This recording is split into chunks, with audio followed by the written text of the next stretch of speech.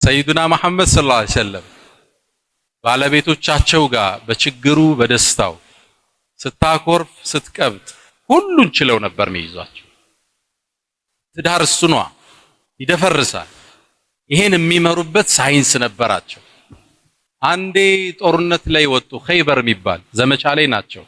ሶፊያ የምትባል ባለቤታቸው አበራቸው ነች። ሲሄዱ ፀሐዩ በጣም የበረታ ነው።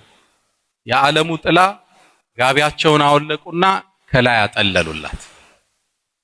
ሶፊያ በዛ ሰራዊት መሃል በዓለሙ ጥላ ሲደረግላት የሚሰማትን ክብር እሰቡት። የስነንቦና ከፍታ ላይ ሰቀሏት። ግመሉ ጋር ደረሰች። ግመሉ ጋር እንዴት እርካቡን ትጫ ነው መውጫው አደርስበትም። የዓለሙ ብርሃን በርከክ ካሉና ጉልበታቸውን ሰጥቷት የነብዩን ጉልበት ተጭና ግመሏ ላይ ወጣች። اللهم صل وسلم على نبينا محمد። ይሄ በደስታ ጊዜ ብቻ አይደል፣ በችግር በልዩነት መሃል አንዴ እናታችን አይሻ ታውቃላችሁ ገና ልጅ ስለሆነች ትቀና ነበር በሌላ ሚስቶቻቸው። አንዴ አኮረፈች። ስታኮርፍ ልታወራቸው ፍቃደኛ አይደለችም። ማን ይዳኝን አሏት። ሲሏት ሰው ተመረጠ የለም አባትሽ እሺ ይዳኝን አዋለች። ምነው አባቷ ስለሆነ እሷ ይደግፋል። አቡበክር ስዲቅ መጣ። አባቷ ችግሩ ቀረበላቸው።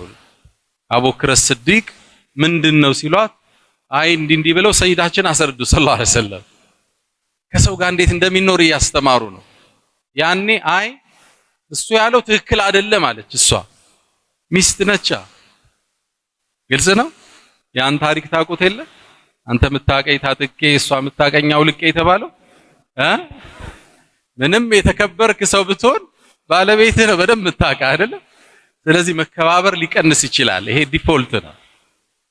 እና አይ ትክክል አልተናገሩም አለች። አቡበክር ስዲቅ ተበሳጩና አንቺ ነብዩን ብለው ሊመቷት ሲሉ ሰይዳችን በጀርባ ደበቋት።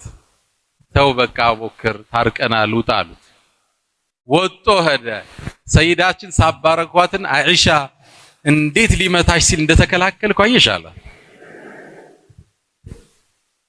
ችግርን ወደ ፍቅር መለወጥ የሚችሉ ቅመም ነበሩ ነብዩ መሐመድ ሰለላሁ ዐለይሂ ወሰለም። ምርጥ መሪ፣ ምርጥ የጦር ጀነራል፣ ምርጥ አባት፣ ምርጥ ባል ነበሩ። ምርጥ የሊደርሺፕ አቅም ነበራቸው።